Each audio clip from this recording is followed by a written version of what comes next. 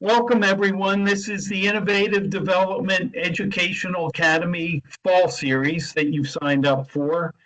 And the topic today is Future Ready Metadata, building a foundation for AI enhanced records management. Our featured speakers today are Amanda Rohde and Jerry Jonas. As a reminder, we will be recording the session and sending it out to all the registered attendees. As far as questions, please put them in the chat, and at the end of the presentation, we will ask the questions to the speakers and get your answers. And if we don't have time to answer everybody's questions, please respond to us by email, which you will see at the end of the presentation. So having said that, we welcome you all. And Amanda, I'm turning it over to you to get started. Thank you, Rich, so much. I appreciate it. Well, welcome everyone here today for Future Ready Metadata, building a foundation for AI enhanced records management. I obviously decided I needed a super long title for this meeting, so that's what we got. So let's get kicked off with our agenda.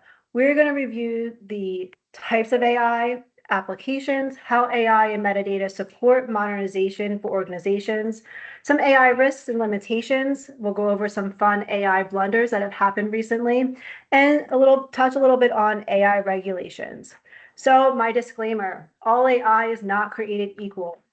It is critical that you diligently verify the validity and sound decision-making while using AI. It's important to understand the differences of the different types of tools, AI tools that you're using, and where the data is going if you put the data in there. Is it a public AI tool? Is it a private AI tool? And also be aware of AI providers regarding their AI capabilities, and most importantly, the security surrounding the data that you enter.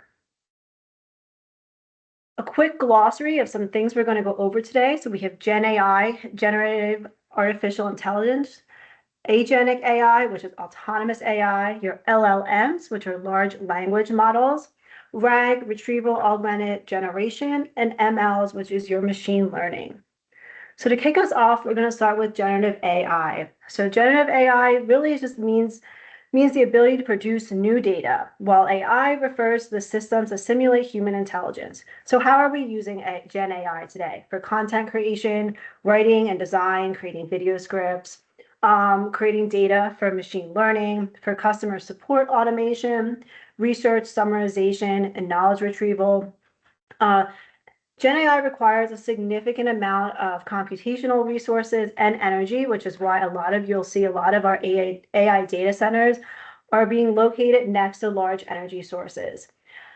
Your Gen AI is trained on large scale data sets, including the internet, publicly available data sets, and also open source data sets.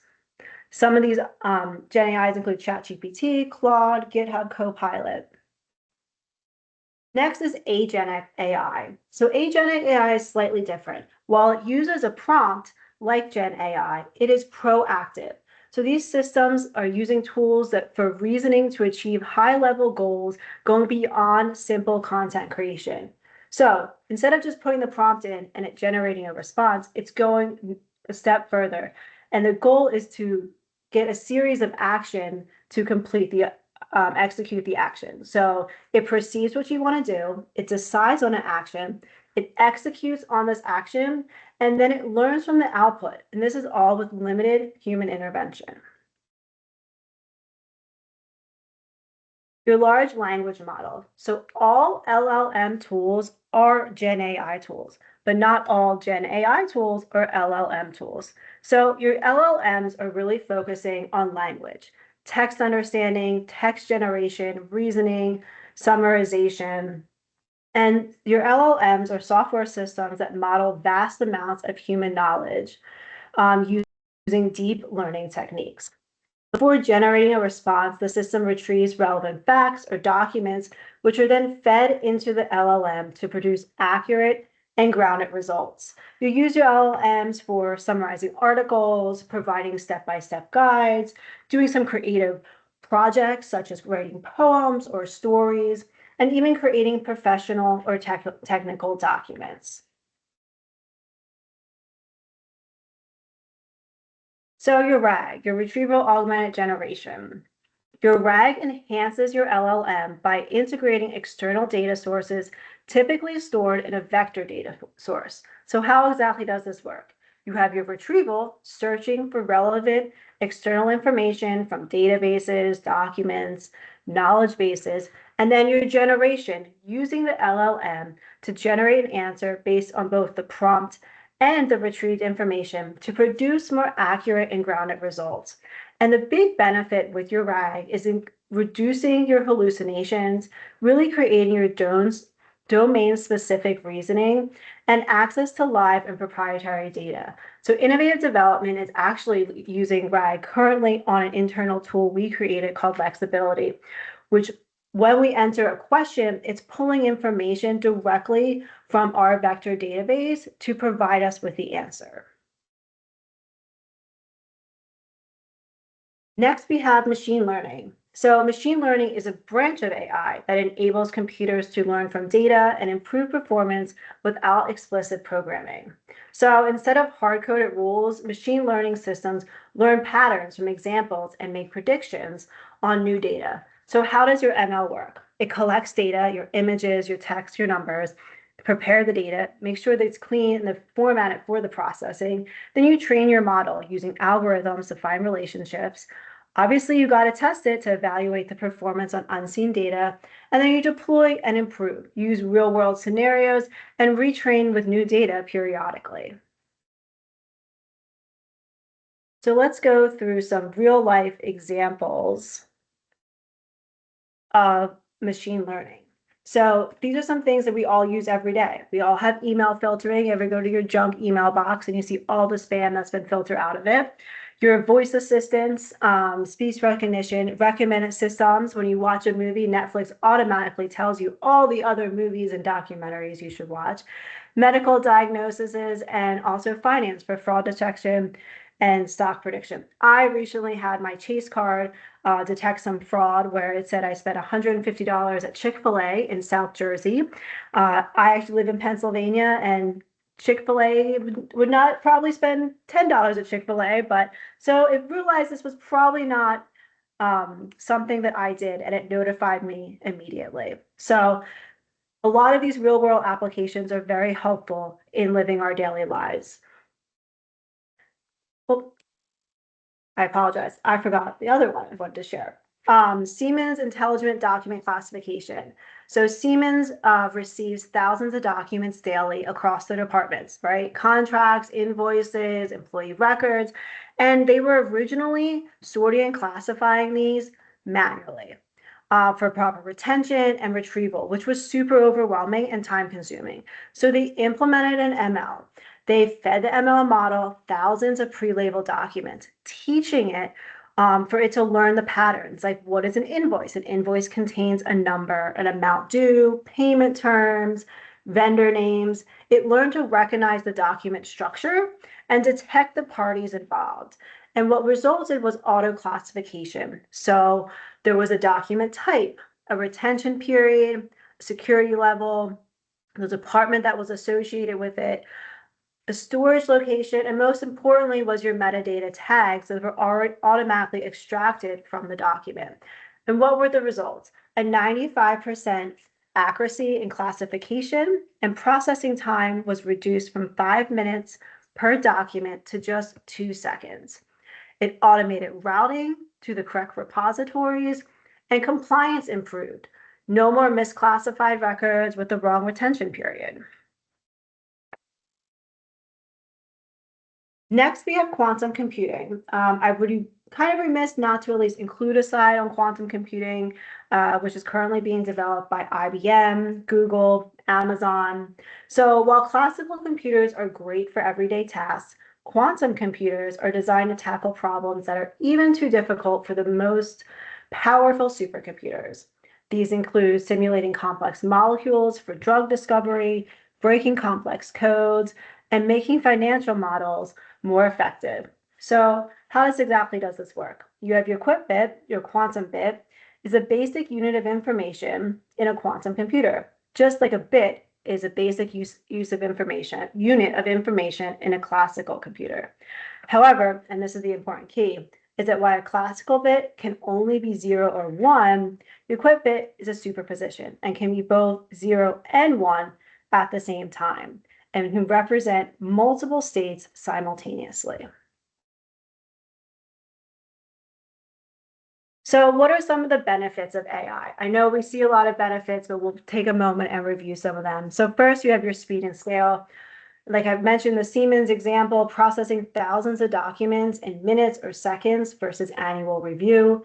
Consistency, applying rules uniformly across all of your records. Cost reduction, less manual labor required. Improved searchability. Better metadata means easier retrieval. But all of these statements are only true if the metadata and the data that you're using is accurate.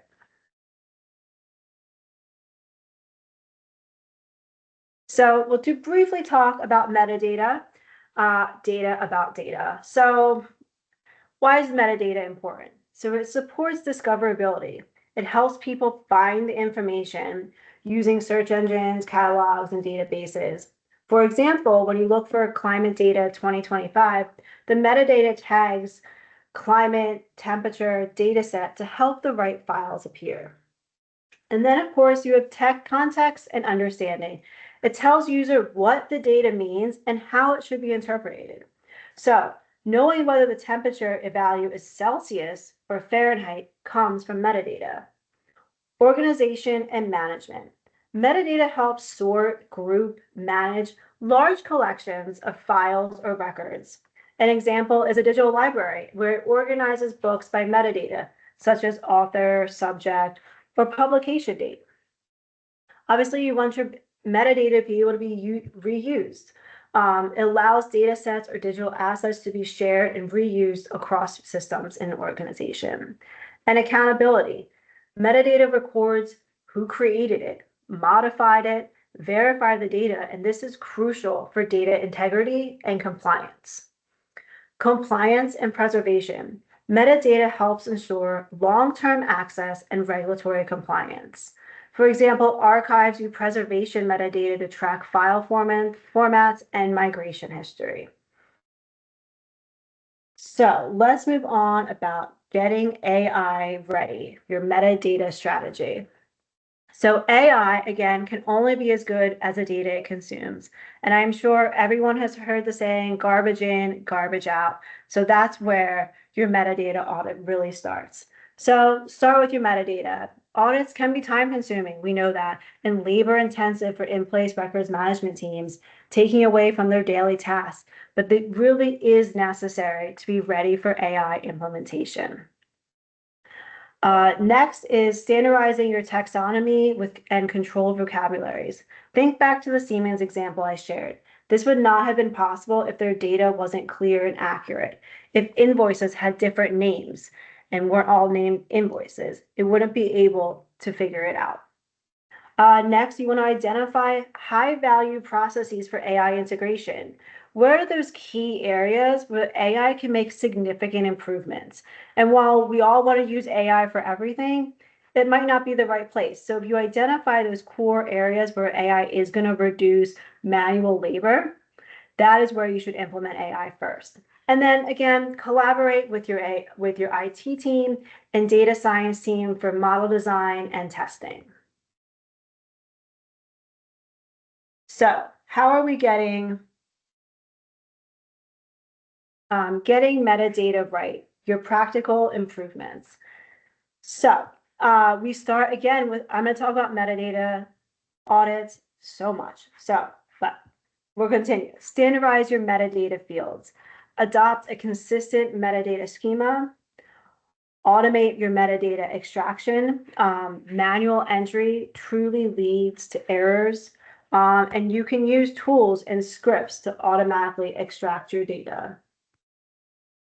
Enforce controlled vocabulary. Like I mentioned previously, free text enables inconsistency. We have clients sometimes when they merge or acquire other companies, we run into a situation where one organization calls their customers customers and the other organization calls them clients. And this really can cause issues for your metadata and also when using AI. Sorry, I lost my place. Automate your metadata application.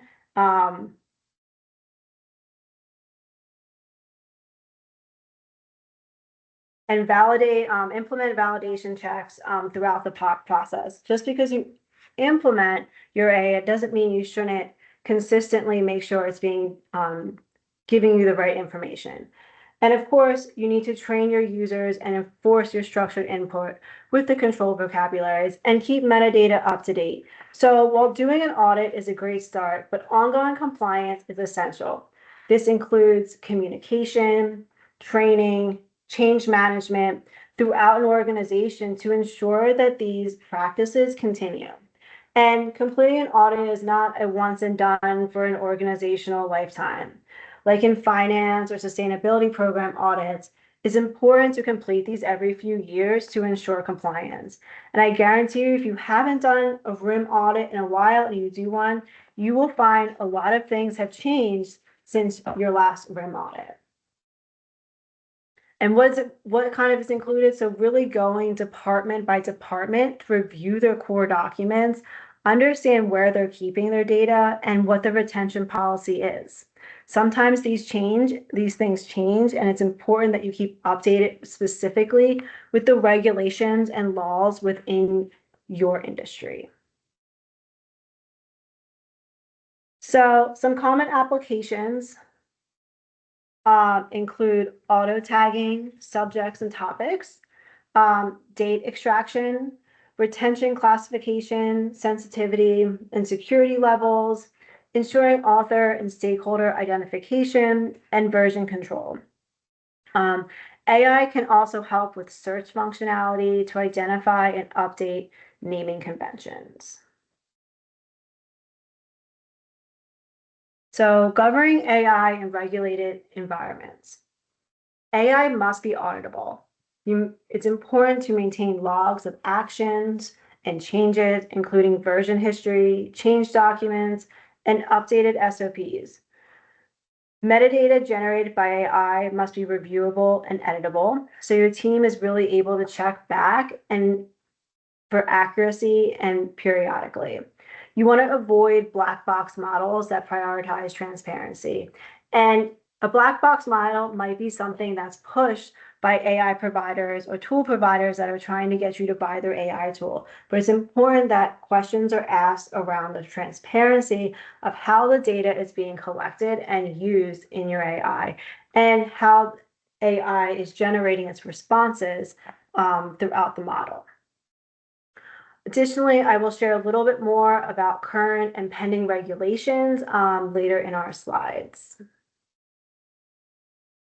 So, laying the groundwork for AI success. So again, we're going to conduct the metadata and content audits, but once these are complete, it's important to create policies and procedures around the audit to educate the organization through change management and communication and training about the updated policies. More than once, we have seen organizations deploy a new tool upgrade or a new process without properly training and notifying staff. This leads to confusion and the inability to use the new functionality. Again, we want to standardize our taxonomies and our fields and clean up activities, including reducing ROT, which is your redundant, obsolete, and trivial information. We always want to ensure we're collaborating with IT and data science teams to kind of understand what is being done in their departments already. And staying in the know of your regulations and laws that affect your industry or your state or national level. And then testing and confirming results before deploying your AI tool.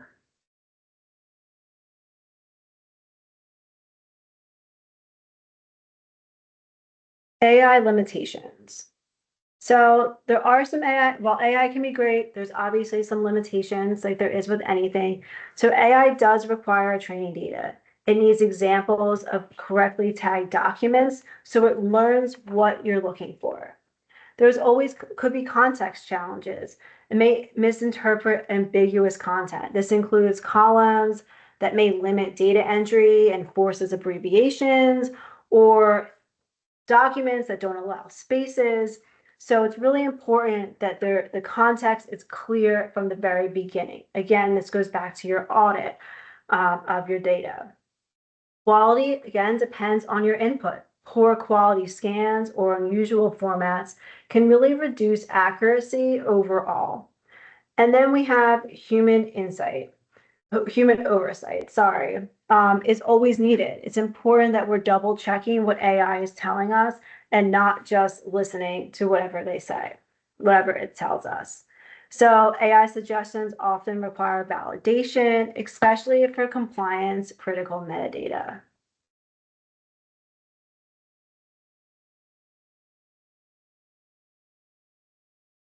So what are some AI risks? And I brought up some of the AI risks throughout the presentation, but I really wanted to take a slide to take a minute to really review each of some of the big risks. So hallucinations. This is when AI produces information that sounds confident, yet has no grounding in real data. It's hallucinating. These answers can be fabricated names, incorrect facts, citations that don't exist. Think of it as AI enthusiastically handing you a map to a city that doesn't exist. Interestingly enough, I was at an event last night where I was talking about this, and a woman I met told me how her colleague was looking to stay in Cape May, which, if you're not from the East Coast, is a beach town in New Jersey, and she was looking for a hotel to stay. So she went into ChatGPT, told them all the criteria, and ChatGPT came back with a beautiful hotel, the ratings, the amenities, all this information about the hotel. When the woman went to look it up to book the hotel, it didn't exist. AI hallucinated a whole hotel to tell her to stay at. So it's important that you're always double checking exactly what AI is telling you. So trustworthiness. How reliable does the AI behave across different situations? If you ask the same question, will it even give you the same answer? A trustworthy system behaves like a well-maintained compass. It's steady, it's predictable, and reluctant to lie. We also have privacy. AI can accidentally expose or mishandle personal information, sensitive personal data, your PII. Many have heard about the analyst that put real financial data from his job into ChatGPT, and now that data is compromised and is part of the ChatGPT database. I know also that a lot of companies are implementing AI policies. So you may want to, after this webinar, you may want to check out your AI policy from HR that's strictly prohibiting employees adding confidential data to any sort of chatbot or AI that is not approved within the firewall of the organization. Data leakage. So still, you have confidential proprietary information slipping out through AI outputs and going to another user by accident. And this again is important to understand. One of my first slides is understand the importance of the security surrounding all of the tools that you're using and the AI that is being used within those tools.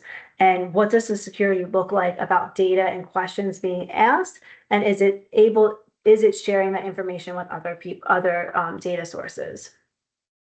Intellectual property.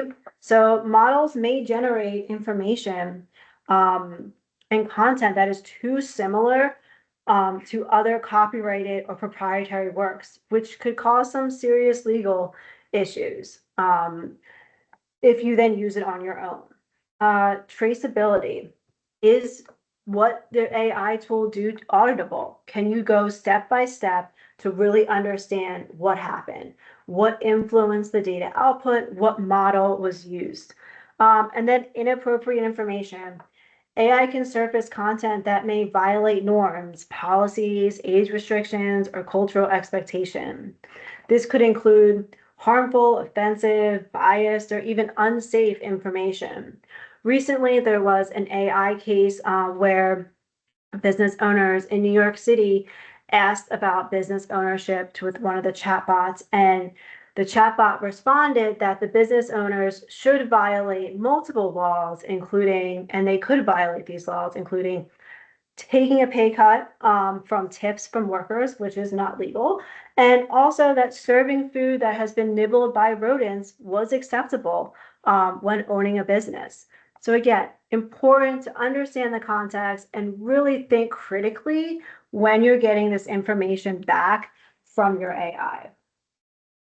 So with our rodent story, we will move on to some famous AI blunders. So hallucination is a big thing. And also I think the most entertaining part of AI. So an attorney used ChatGPT to find previous cases to support his current case against an airline. But at least 6 of the cases cited in the brief that he turned into the judge did not actually exist. They had fake names, the internal citations were made up, and so were the quotes. The judge fined the attorney $5,000, which isn't that much money, but in the end, his case was dismissed just a few months later. iTutor Groups, a company that supports recruiting and has a tool for that, used their AI recruiting tool to help companies find candidates. And what it found out was the recruiting tool was automatically rejecting female applicants 55 and older and male applicants 60 and older, which led them to settle an age discrimination case with the EEOC for almost $400,000. Next, very recent AI blunder that happened in May 2025 was the Chicago Sun-Times and the Philadelphia Inquirer published a list of books to read this summer, which included a whole list, but while the authors listed were real, the book titles were completely hallucinated by AI and did not exist. So I'm sure if you take a moment, if you're interested in some more famous AI blunders, they are all over the internet. If you want to entertain yourself sometime, definitely can find that information out.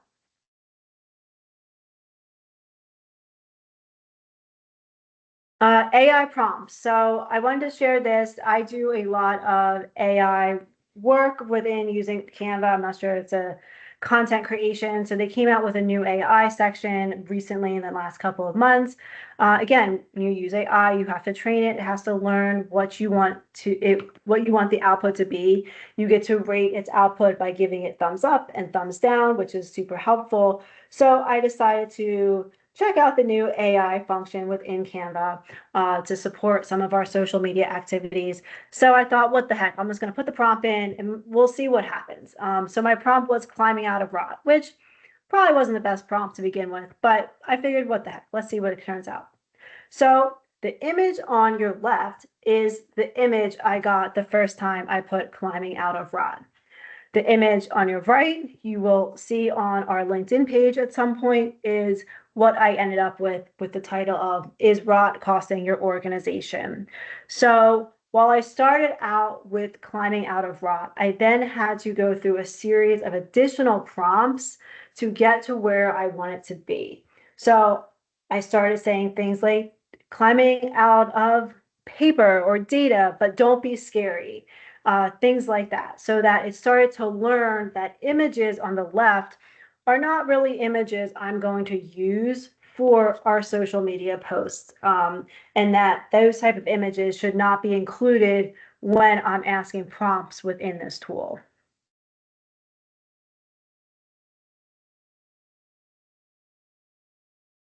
So some AI tool considerations. Innovative development is tool agnostic, so we support our clients in making these AI tool decisions every day, preparing proof of concepts. And we always say that everyone always wants the new shiny Corvette, but that may not exactly be what your organization needs or can afford. So with your AI tool considerations, you want to really look at the type of technology being used, understand the cybersecurity measures, make sure that you're getting your cybersecurity team involved or at least asking questions around the cybersecurity area of how safe is your data, ensuring there's access control, what type of integration and support there is, not only integration from like an API standpoint, but also support from the tool company to provide support to your organization. What change management and training is included with the implementation? Is the tool company going to just implement the new tool and walk away? Or is your team really going to learn how to use it with training, with updated SOPs, with true change management processes being shared with them?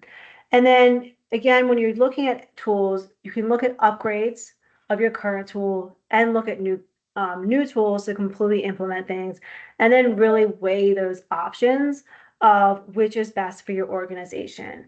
Look at your pricing options, and also if you have something that you're under contract for, really take a moment to meet with your tool provider team to understand the modernization upgrades that are either available or can be added on to your existing program. Your IT team, depending on the size of your organization, may actually have upgrades that are readily available that have not actually been implemented yet. So you can always check with your IT team if you're in a small organization about where you are in the upgrade process. Next, we're going to move on to, and this is a big slide, I apologize, I will not read it all to you, but AI regulation and laws are happening across the country and globally. So it is important that you keep an eye, depending on what type of work that you do and what industry you're in, with how these AI tool rules and regulations and laws could affect the type of work that your company does. So some of these are proposed, some of them are enforced. New Jersey actually has recently created a full task force on AI in the law. Pennsylvania has the AI in healthcare bill. So a lot of the bills, I'll summarize a little bit, are really around two things right now: healthcare and your PII information regarding your health, and then also consumer protection. So you see that PA and Texas have those healthcare type laws for AI, and Utah, Colorado, they have more of consumer protection AI. California, of course, went a little bit further and really has to notify people about AI creation, reporting on safety and risk of AI. And then the EU requires AI to be classified into risk categories and highlighting the obligations that fall in different areas of your risk. So usually the highest risk goes to the providers, which are the developers of the AI tool. So I moved a little quicker than I expected, which is great, I guess. But that is the wrap of the main part of the webinar, and I want to share with everyone, Innovative Development will be heading to the Sunshine State to be a part of the ARMA Sunshine Conference in February the 9th through the 19th through the 20th of 2026 in Orlando. Myself, Amanda Rohde, and my colleague Cody Mortimer will be presenting on From Rot to Results: Smart Strategies for a Leaner, Cleaner Information Environment. Again, we love the long titles, clearly. We will also be participating on two panels, one from Data Overload to Control, Tackling RIM and IG Pain Points, and then also on the second day, Embracing Tomorrow, Innovating Records Information Management and Information Governance for the Digital Future. So if you're in Florida and you're not registered, get registered. If you're going to be there, please reach out to us. We'd love to meet you, have a coffee, have a cocktail while we're down there, and enjoy the conference. So if you're interested in attending, we will be there. They have a great lineup. If you look online, you can find their full agenda is posted and you can register. So, do we have any questions that are in the chat, Richard? Thanks, Amanda. That was terrific presentation. There are a couple questions for you and Great. Jerry. Great. How can hallucinations happen? How do they happen? Jerry, do you want to take this one, or I can take a stab at it first? Yeah, sure. One of the ways that they happen is the way AI works is that it tries to find your answer the closest way. It actually groups its the data that it has as close to the answer that you want, and sometimes that's right, and once in a while it's like off, and that's one of the ways you end up with hallucinations. That's the easiest way. Okay. The second question is, I think I understand agentic AI, but could you give me a use case? Yeah, sure. One of the things, if you have some like a chat bot that you're creating, and say for your sales, you want to find it, you want to be able to say how much, what kind of sales did you make in your chat bot, and what a agent for that would do is actually instead of doing it through AI, you would give it a way to access your database, and that would be more accurate so that it could go through the database and then report through the database. Otherwise, you might end up with hallucinations. It might try to figure out based on the data that you gave it earlier. It may not be able to exactly figure it out. So what you do is you set up a way for it to access an external thing, which is in this case would be a database, and that would be able to access it in a clear and consistent way. Okay. Next question. What is the difference between indexing and metadata? Well, indexing is normally in advance, like say you have a zip codes, you want to be able to zip code things. And sometimes in metadata, you can say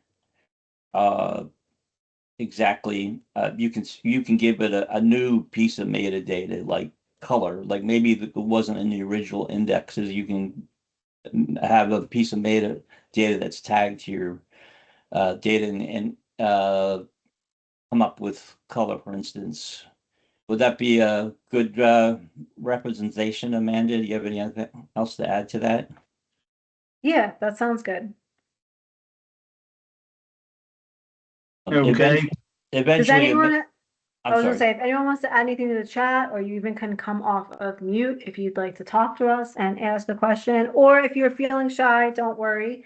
You have my email address and Rich's email address probably in one of your emails, and you're also going to follow up link to the webinar along with some information about a use case and some documents post webinar. So you'll have our information too if you have a burning question after we get off of this today. And as a reminder, we will be sending the recording out to all the attendees. Yes. And there is one more question here, Jerry or Amanda. What is MCP? Model Context Protocol. Oh, that's definitely you, Jerry. Oh, you're still on mute. There we go. There you go. Okay. There you go. So what they've tried to do with AI is come up with some kind of standard, and it's called MCP. And what it tries to allow different AI agents or LLMs to talk to each other in a standardized way. Not you don't, and if it's through MCP, you don't have to worry about any permissions or anything as long as you're logged in. So it makes it safer, and it's like a publishing system. So maybe one AI system knows about law, for instance, and you can say, okay, I want to connect and find out about that or about grocery prices or something. So it's a way for like a publish subscribe kind of thing usually, and it's a safe way to do it. As compared to like an agent, usually you have to roll your own agent to do that. But MCP, if you there's ones out there, for instance, that help you coding certain things, so you can connect to it and ask it to solve some coding problem for you. That's my expertise. I mean, my biggest use with MCPs is talking to that thing. But there are all kinds of other things, accounting systems, all kinds of things that people are coming up with. Great. Thank you, Jerry. So that does conclude our final webinar in our fall series of our IDEA webinar series. We will be coming out with new content for spring 2026. Again, Cody Mortimer and I, Amanda Rohde, will be in Florida in Orlando for the ARMA Sunshine Conference. If you are there, please reach out and connect with us. We'd love to meet you. If you have any, you'll also be receiving a survey from us to review how the webinars went this session, if there's burning topics that you want to talk about or hear about, and also any other additional information that you want to share with us. So your survey will go out if you're looking for ARMA credits. Once you complete the survey, you will receive a certification document that you can complete for your ARMA credits. It's on the honesty, the honesty basis that if you attended, you can put the credit down. So if you attended all 3 of the webinars this fall series, they are accredited for 3 hours. If you only attended a couple, each webinar is allowed for 1 hour of ARMA CEU credits. We will also be doing the same thing next semester to ensure that our programming is always available for ARMA credits to help support education and those renewal credits. If you are interested in talking to us, we love talking about records management. We're doing multiple audits right now with clients. So if you're just interested in understanding, what does it take to start that audit, it can be a big undertaking. It can be overwhelming, but we really provide a great way to have a la carte services to support exactly where you're at and where your organization is at. So contact us. Thank you again to everyone who tuned in to our Fall IDEA webinar series for 2025. And we look forward to seeing you in the new year, which I can't believe I'm saying that, seeing you in 2026. So thank you, everyone. Have a great day.